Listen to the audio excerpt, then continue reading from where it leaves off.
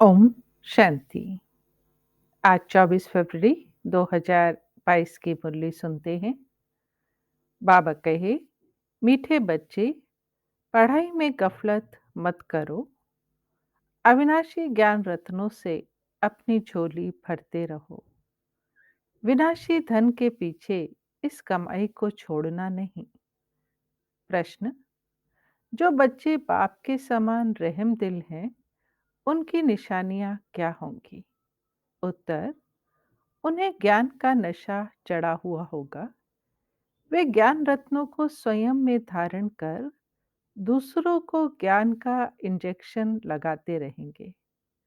सबको आसुरी मत से छुड़ाते रहेंगे। दूसरा, जो बाबा सुनाते हैं उसे नोट करेंगे और सवेरे सवेरे उठ उस पर गौर करेंगे।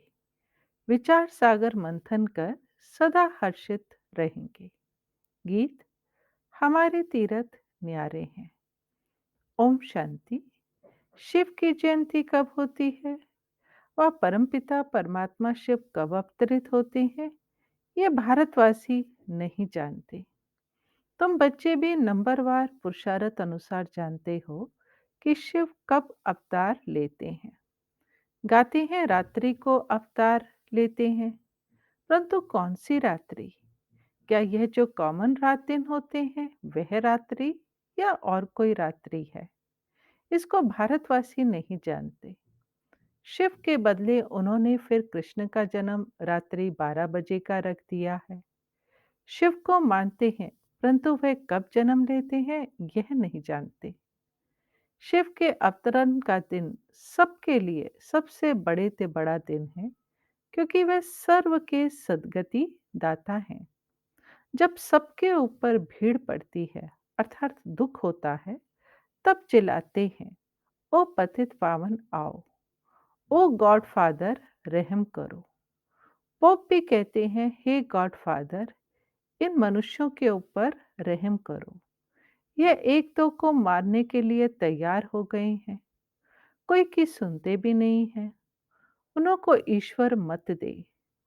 कोई घर में बिगड़ते हैं तो कहते हैं, ईश्वर इनको अच्छी मत दो, क्योंकि आसुरी मत पर चल रहे हैं। अब भगवान है कौन यह भी नहीं जानते। कह देते भगवान निराकार है, सर्वव्यापी है, फिर तो कोई बात नहीं ठहरती। तुम बच्चे जानते हो बाबा कैसे साधारण ब्रह्मा के तन में अवतार लेते हैं। ब्रह्मा कहाँ पैदा हुआ ये भारतवासी नहीं जानते। दादा का चित्र देख मूंझते हैं, समझते हैं ब्रह्मा ने विष्णु की नाभि से जन्म लिया है। अब नाभि से जन्म तो किसी का हो नहीं सकता। विष्णु कहाँ का रहने वाला है, किसकी बायोग्राफी को जानते ही नहीं। क्या ब्रह्मा द्वारा विष्णु ने सब वेदों का सार सुनाया? ब्रह्मा के हाथ में वेद दे दिए हैं, यह भी नहीं हो सकता। बाप समझाते हैं, एक तो बच्चों को देही अभिमानी होकर यहाँ बैठना है। हम आत्मा परमपिता परमात्मा से इन कानों द्वारा सुन रहे हैं, परंतु बच्चे घड़ी घड़ी भूल जाते हैं। हम आत्माओं के साथ परमपिता परमात्मा वार्तालाप कर रहे हैं, जो सबका सद्गति दाता ज्ञान का सागर है। वो बैठ बच्चों को पढ़ाते हैं। ये सिवाय तुम्हारे किसकी बुद्धि में बैठता नहीं है, इसलिए इतना रिगार्ड नहीं रखते हैं। अगर निश्चय है कि भगवान पढ़ाते हैं, तो यह पढ़ाई एक सेकंड भी नहीं छोड़ सकते। यह पढ़ाई आधा पौना घंटा चलती है। बाप कहते हैं, सिर्फ मुझे याद करो, यह एक बात कभी नहीं भूलो, बाकी तो है विस्तार। बाबा समझाते हैं, ये जो वेद शास्त्र पढ़ना, दान पुण्य करना, ये जो भी करते आए हो, ये भी ड्रामा बना हुआ है। आधा समय ज्ञान और आधा समय भक्ति। ब्रह्मा का दिन, ब्रह्मा की रात। ये कॉमन दिन रात तो जानवर भी जानते हैं, परंतु ये ब्रह्मा का दिन रात तो बड़े बड़े विद्वान भी नहीं जानते। तुम बच्चों को गृहस्थ व्यवहार में रहते धंधा आदि करते, पढ़ना भी ज़रूर है।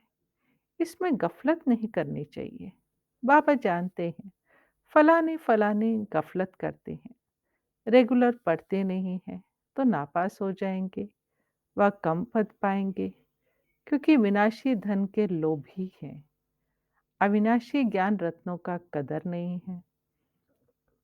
ये तो तुम बच्चे ही जानते हो। साथ में ये अविनाशी रतन ही चलेंगे।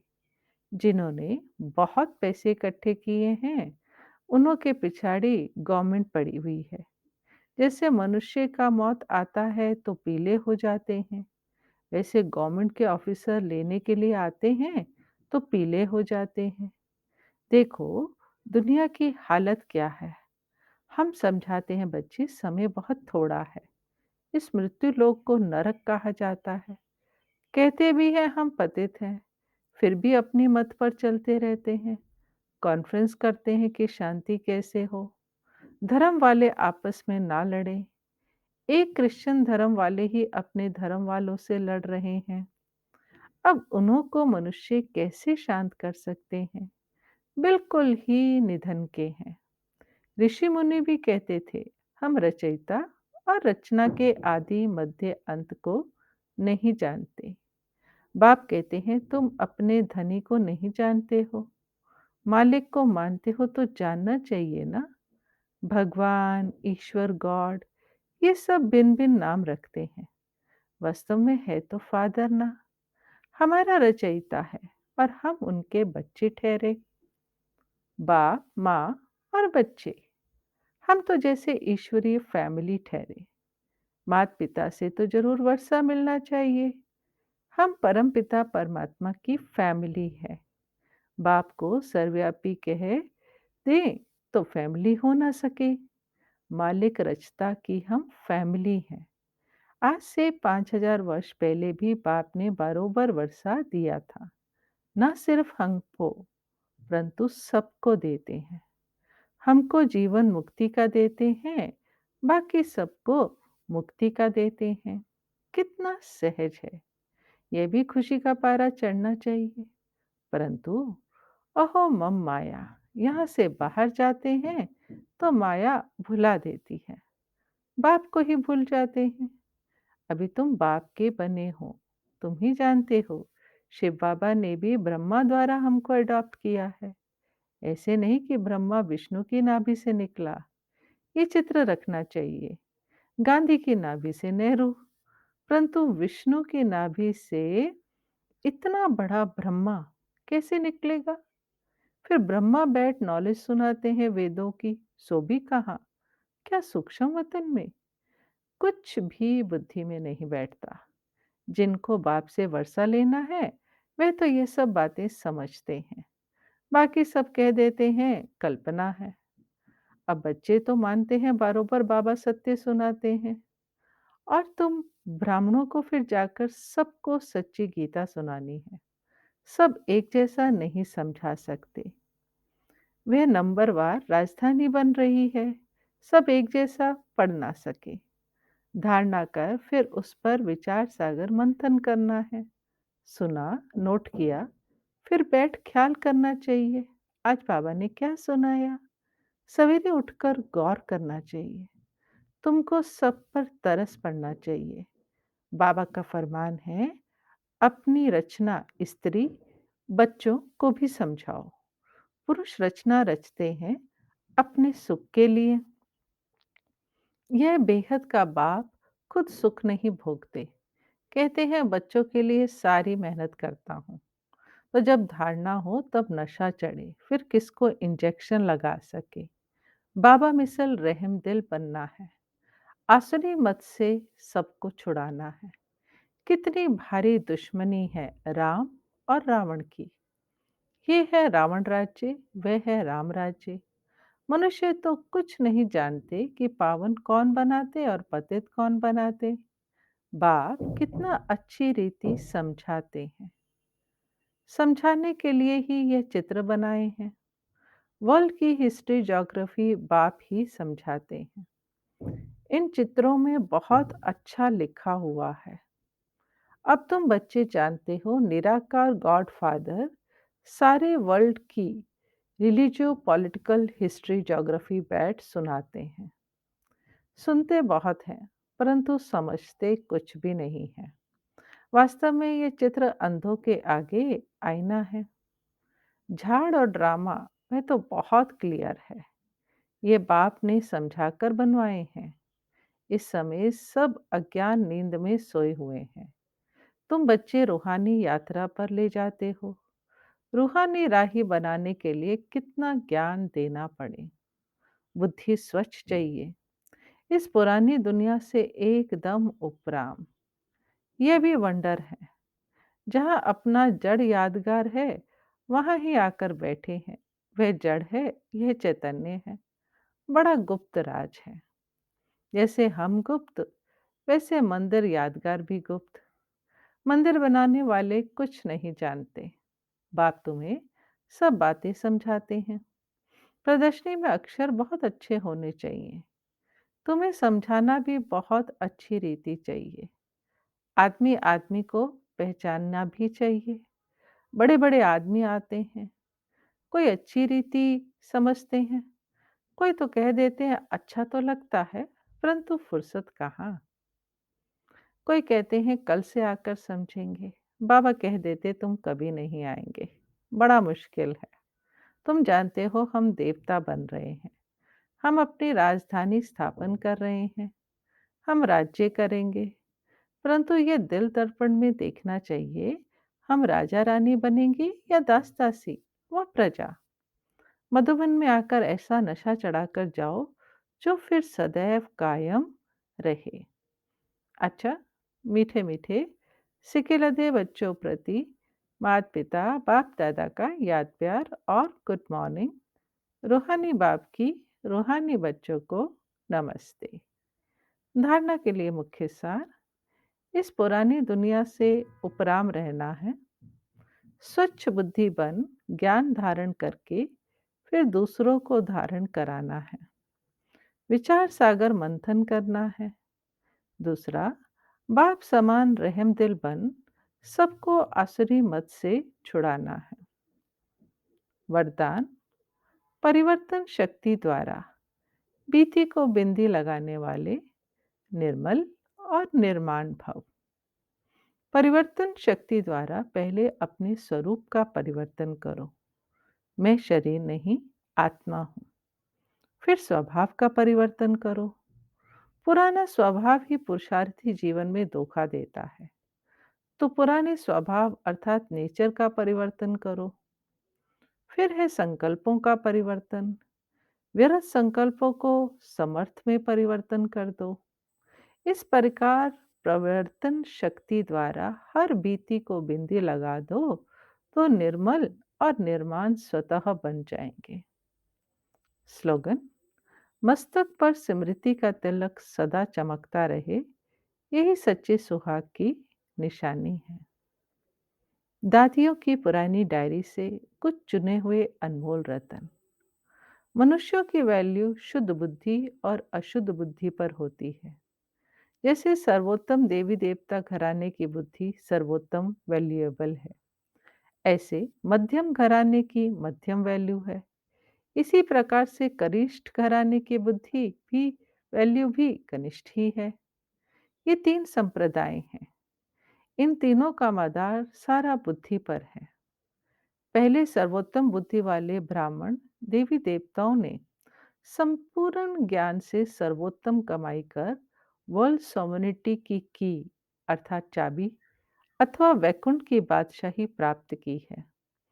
आधा कल प्रकृति उनकी दासी हुई है, इसलिए प्रैक्टिकल में सुख भोगते हैं। और आधा कल्प उन्हों की मूर्तियां मंदिरों में पूजी जाती हैं। तो सारा मदार इस बुद्धि पर है। इसलिए बहुत तीखी बुद्धि चाहिए। पिता ईश्वर के महावाक्य हैं कि तेज रफ्तार से बुद्धि योग लगाने वाला साक्षात मेरा स्वरूप है। बाबा अपने दैवी बच्चों को वंडरफुल सौगात दहेज में देते हैं। अभी तुम्हें कौन सी सौगात मिलती है? क्या अविनाशी ज्ञान धन की? अंडरस्टूड है। परंतु उसके बाद क्या मिलता है? सारा श्रृंगार हुआ वंडरफुल वैकुंठ। ऐसी वंडरफुल सौगात तुम्हें दहेज में मिलती है, क्योंकि इस पिता का अपने बच्चों पर अति प्रेम है। वह कहते हैं वहां तो हर एक को अपना अपना माँ बाप जो होगा वो देगा, परंतु मैं तो अपने बच्चों को अभी ही दे दूं ना। समझता है कि मेरे बच्चों को सब कुछ मिले तो उनकी दिल कैसे पूरी हो। तो इस फॉर्म स्वरूप में सभी को वैकुंठ सौगात दे देता हूँ। ऐसे नहीं, जो ज्ञानी तू आत्मा सर्वोत्तम है उनको देता हूँ। सर्वोत्तम का तो वहां भी कनेक्शन रहता है, परंतु मध्यम सर्वोत्तम दोनों को ही मिलता है, क्योंकि इस समय दैवी बच्चा होने कारण एक समान अति प्रेम रहता है, जिस कारण ऐसा वैकुंठ सौगात में दे देता हूँ, जिसमें जन्म जन्मांतर सभी बच्चे सुख भोगते हैं। उस रॉयल घराने की महिमा और पूजन है। ये घराना रॉयल है तो उनकी A1 महिमा है। देखो, लॉर्ड कृष्णा की कितनी धूमधाम से महिमा करते हैं। यूरोपियन भी कहते हैं लॉर्ड कृष्णा। कृष्ण के पुजारी फिर श्री कृष्ण का नाम लेकर कहते हैं हम कृष्ण पुजारी हैं। पूजा करने वाले पुजारी को ब्राह्मण का टाइटल देते हैं, जिससे प्रकृति उन्हों की भी दासी हो जाती है। लेकिन प्रैक्टिकल में उन्हों की लाइफ ब्राह्मणों की है नहीं, सिर्फ अपने पर ये टाइटल रखवाया है, अपना नामाचार किया है। सत्यों के समय जो भी लॉज अर्थात कायदे हैं, वे सब यहाँ से ही शुरू होते हैं। उन कायदों की स्थापना पहले यहाँ होती है। जो लॉ यहाँ मर्ज रूप में रहता है, वहाँ इमर्ज हो प्रैक्टिकल स्वरूप लेता है। जो यहाँ से ज्ञान उठाया जाता है, वो अंत मते सो गति हो जाएगा। यहाँ की जो मत है, उनसे वहाँ प्रैक्टिकल कदम उठाया जाता है। सोच किया जाता है ना। कहते हैं सोच समझकर कदम उठाओ। कदम पहले नहीं उठाया जाता। यहाँ पहले सोचा जाता है, फिर वहाँ कदम उठाया जाता है। यहाँ सोच इमर्ज है तो कदम मर्ज है। वहाँ कदम इमर्ज है तो सोच मर्ज है। अगर मनुष्य की बुद्धि सालिम है तो सब कुछ है। बुद्धि बहुत विशाल चाहिए। इस डिवाइन फादर का इतना गायन क्यों हुआ है? क्योंकि विशाल बुद्धि वाले हैं। बुद्धि से ही मनुष्य राजा और बुद्धि से ही रंक बनता है। बुद्धि सभी कर्मेंद्रियों में शिरोमणि गाई जाती है। विशाल बुद्धि वाली डिवाइन आत्मा का मस्तक चमकता है, क्योंकि बुद्धि में सारा ज्ञान भरा है। वो फिर जब अन्य को अपनी बुद्धि रूपी तिजोरी से ज्ञान के रतन निकाल देता है, तो उनकी चमक दिखाई देती है, जिसके लिए डिवाइन फादर की महिमा निकलती है, परंतु नंबरवार। उन्होंने भी शिरोमणि डिवाइन फादर प्रजापिता ब्रह्मा की महिमा गाई हुई है। अच्छा, ओम शांति।